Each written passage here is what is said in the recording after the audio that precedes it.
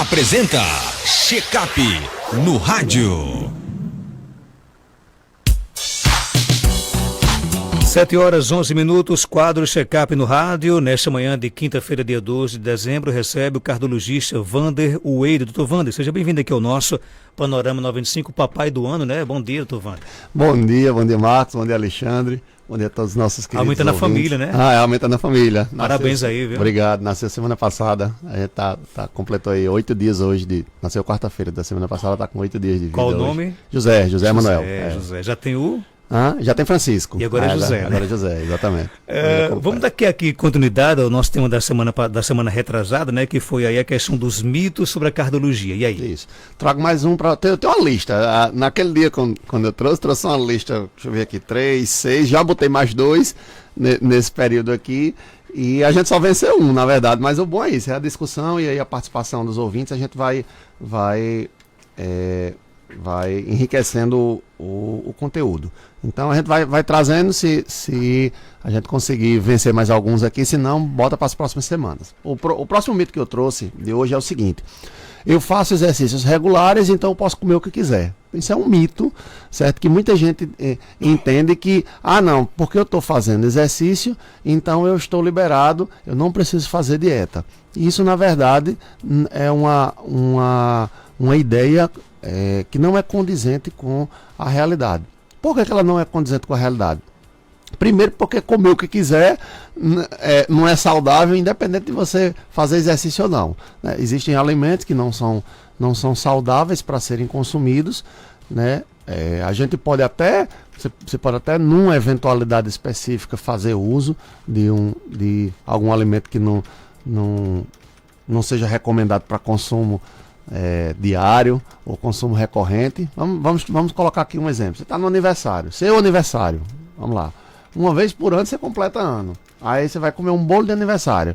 Um bolo de aniversário, quem sabe de receita de bolo sabe que para você fazer bolo você leva farinha de trigo, que é massa, algum tipo de óleo, margarina, manteiga, que é gordura, e açúcar dentro. Então você sabe que são 3 ingredientes. A base de qualquer bolo, não só do aniversário, mas a base de qualquer bolo é massa, gordura e açúcar, que não são coisas saudáveis para serem consumidas continuamente. Mas vai lá, você vai no seu aniversário, uma vez por ano, você não vai comer o seu bolo? Não, tudo bem, você vai lá, tira, come uma fatiazinha e comemora o seu aniversário. O que não é saudável é você pegar e comer o seu aniversário essa semana, hoje, amanhã você já vai para o aniversário do próximo e já tira mais uma fatia de bolo, e todo dia, nos 365 dias do ano, você arruma um aniversário para ir para comer um bolo, porque aí você vai entrar numa dieta que não é saudável. Então, essa ideia de posso comer o que quiser, independente, essa parte final do mito, da frase, né?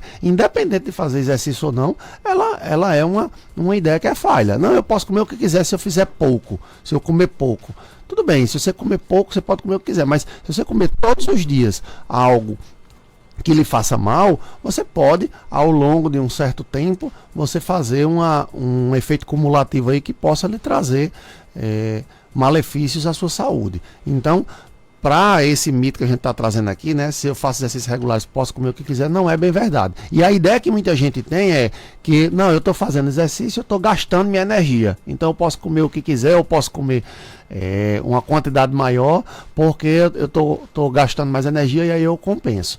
Então a gente, nesses casos, tem que pensar, na verdade, o que é que você precisa ao fazer exercícios. Tem gente que faz exercícios como estratégia para reduzir gordura corporal. Se você faz isso, na verdade você não está liberado para comer tudo. Você vai precisar consumir, eventualmente até consumir um pouco mais, porque o exercício é algo desgastante, dependendo do tipo do exercício que você faça, mas não significa que você possa comer o que quiser e na quantidade que quiser. Nesses casos seria indicado que você fizesse um acompanhamento nutricional associado a essa sua prática de exercícios físicos, para que o nutricionista pudesse programar com você aquilo que você vai consumir, que vá ajudar você a reduzir a sua gordura corporal, preservando o máximo possível a sua massa magra, né, os seus músculos e os seus ossos. Essa seria a situação mais indicada. E não apenas você dizer, não, já que eu estou fazendo exercício, eu estou liberado para churrasco toda sexta, sábado e domingo. Já que eu estou fazendo exercício, eu estou liberado para para dobrar a minha comida em casa. Essa ideia, ela é uma ideia falha e ela pode trazer, na verdade, um contraponto ao benefício que você obtém fazendo exercício. Você, por um lado, está se beneficiando fazendo exercícios, em uma outra ponta, se você faz isso e come o que quiser e não presta atenção na sua alimentação, você acaba fazendo um contrapeso aí, você anulando, vamos dizer assim, pelo menos em parte, o benefício que você obtém na prática dos seus exercícios físicos. Então, essa seria a ideia aqui. A gente deve consumir alimentos, a gente pode consumir eventualmente algum alimento que não seja tão saudável assim, desde que seja em ocasiões muito esporádicas e episódicas, e você, no dia a dia, deve procurar manter a sua alimentação o mais saudável possível, mesmo fazendo seus exercícios, né? Se você precisa ajustar essa dieta, aumentar as quantidades, privilegiar certos grupos alimentares em relação a outros, pronto, você pode fazer isso, de preferência com a ajuda do nutricionista, como a gente falou, mas isso não o exercício físico não é uma válvula de escape ou não é uma liberação para que você possa desregular ao seu consumo alimentar, tá bom? Nós temos outro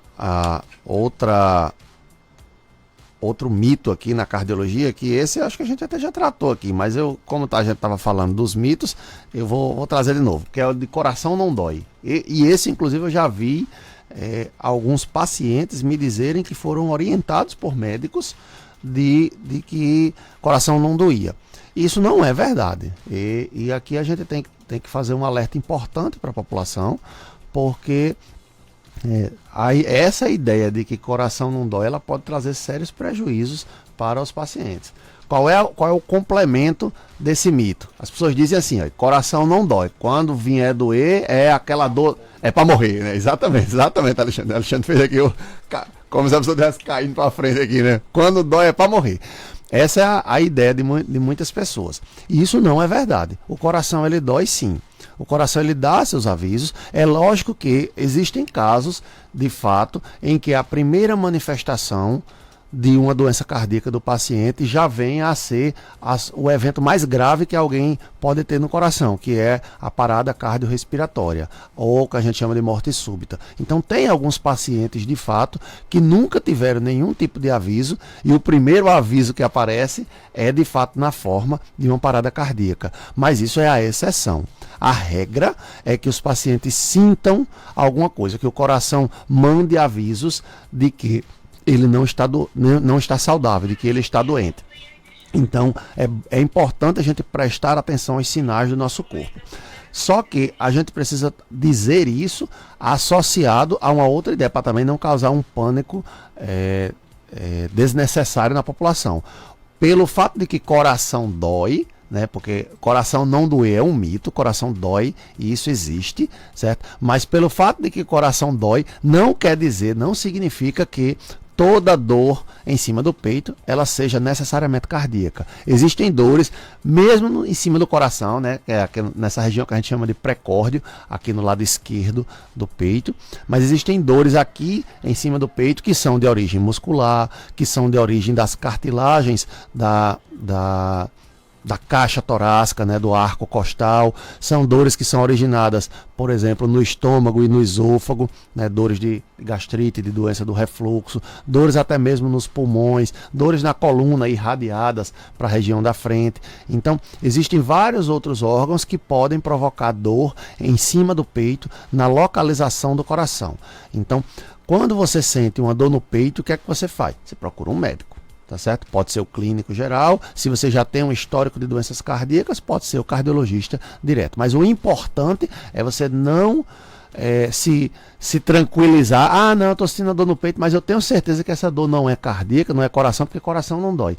E isso é importante que a gente deixe de lado essa ideia, porque dores no peito elas podem sim ser aviso do coração de que tem algo de errado. Porque se você tiver sempre essa ideia de que coração não dói, só dói quando é para morrer, você pode ser um desses pacientes. Mas na verdade, o seu coração estava lhe avisando, você estava achando que não tinha nada, e aí quando sentir uma dor mais forte, a dor que é para morrer, aí o seu coração, porque já depois de um ano lhe avisando, 6 meses lhe avisando e você não prestou atenção, aí ele vem com a dor mais forte e de fato você já tem um problema mais grave, e aí às vezes torna-se mais difícil de recuperar essa situação, sendo que ele já vinha lançando seus avisos antes. Então é importante a gente ter atenção com os sinais do nosso corpo. Está sentindo uma dor no peito, está sentindo uma dor do lado esquerdo do peito, procure um médico, procure um profissional de saúde para fazer uma avaliação do que possa ser, porque existem muitas causas e algumas delas são relacionadas ao coração, sim.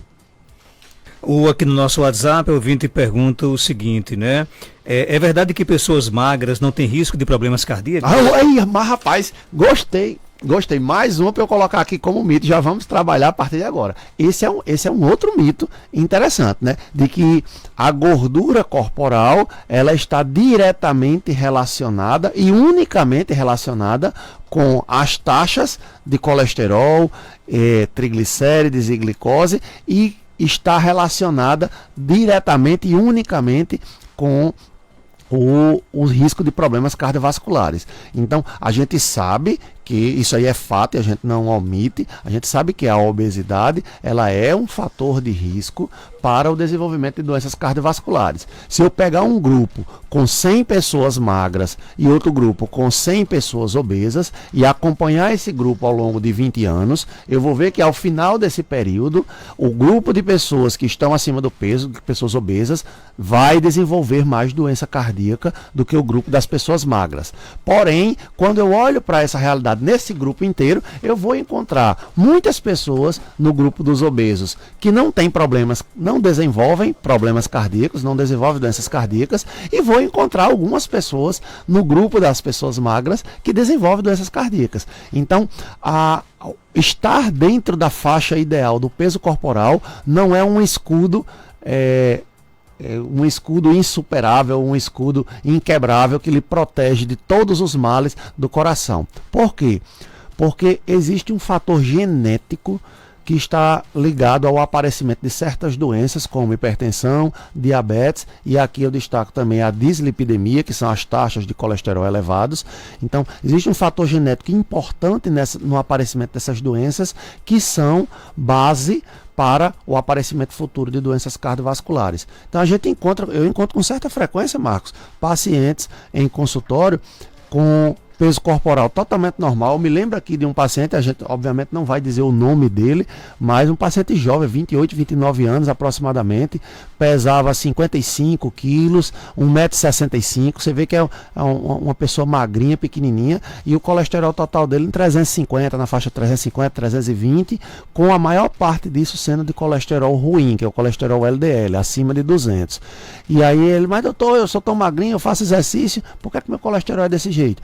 Porque nem todo o colesterol que a gente tem no sangue quando a gente dosa é proveniente da nossa dieta, do que a gente consome. Uma parte é do que nós fabricamos, e a usina às vezes vem com um erro de fabricação. A usina é o fígado, né? Ela vem com um erro de fabricação aí e ela promove um aumento indesejado dos níveis de colesterol LDL. Então, o peso corporal ele não está ligado necessariamente a uma proteção absoluta contra doenças cardiovasculares. Quem é magro, ele pode desenvolver problemas cardíacos, e quem é magro pode desenvolver doenças ou enfermidades que são predisponentes, elas são fatores de risco para o aparecimento de doenças cardíacas, como a gente mencionou aqui, pressão alta, diabetes e taxas de colesterol elevados. É mito ou é verdade que o estresse realmente pode causar infarto?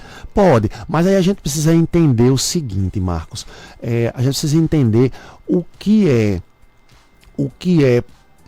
eu gosto das analogias, né? A gente precisa entender o que é um isqueiro, o que é um fósforo ligado e o que é um posto de gasolina, tá bom? Você é uma pessoa tranquila na sua vida toda, você é uma pessoa que, de um modo geral, tem uma vida que não é estressante, o que é a raridade nos dias de hoje, você não tem ansiedade, você é uma pessoa que se considera tranquila no seu ambiente de trabalho, na sua casa, na sua vida de um modo geral. Aí um determinado dia você passa uma raiva, você vai lá na fila do banco, aí tem um estresse, aí passa uma raiva lá na fila do banco, ou então faz uma compra, tenta resolver esse problema, a compra deu errado, aí tenta resolver, ou então tem um caso pontual, sabe? Você chega para tentar resolver um determinado... Chega um dia no trânsito e aí acontece de darem uma encostada no seu veículo, bate o seu veículo, aquela coisa pontual, e aquilo lhe gera uma raiva. E você é uma pessoa que, de um modo geral, se considera tranquila, não é ansiosa, não é estressada.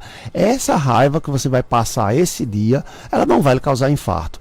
Entende? Essa raiva, ela é apenas um momento pontual. Naquele momento, o que vai acontecer? Seu corpo vai ativar um sistema que a gente chama de sistema nervoso autônomo simpático, vai descarregar uma série de neurotransmissores e de substâncias que têm efeitos hemodinâmicos, entre elas a adrenalina, mas também pode ser ativado aí o cortisol, que é o que é chamado hormônio do estresse, e isso vai gerar em você, naquele momento, pontualmente, uma certa mudança na dinâmica da sua pressão arterial, da sua frequência cardíaca, que provavelmente vão se elevar, e isso pode produzir algum resultado mínimo. Mas para você, que é uma pessoa tranquila, é uma pessoa calma e não tem outros fatores de risco também, que é uma pessoa saudável do coração, essa raiva que você passou, ela funciona como se fosse um fósforo que você liga aqui dentro do nosso estúdio. Se eu pegar um fósforo aqui agora e ligar, não vai acontecer nada,